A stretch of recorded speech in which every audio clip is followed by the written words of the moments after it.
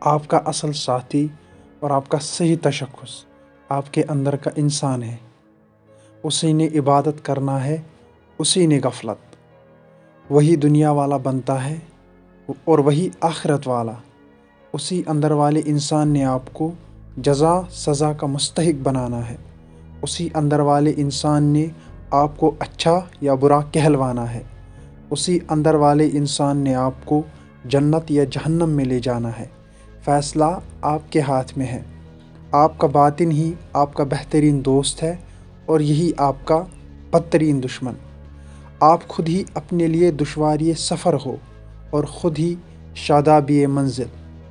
باطن محفوظ ہو تو ظاہر بھی محفوظ ہوگا۔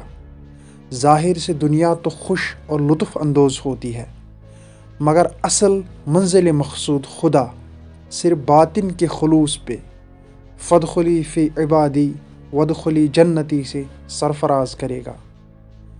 اس لیے ہمیشہ اندرون سدھارنے پہ دھیان دے۔ ظاہر تو اکثر دھوکے سے بھرا ہوتا ہے۔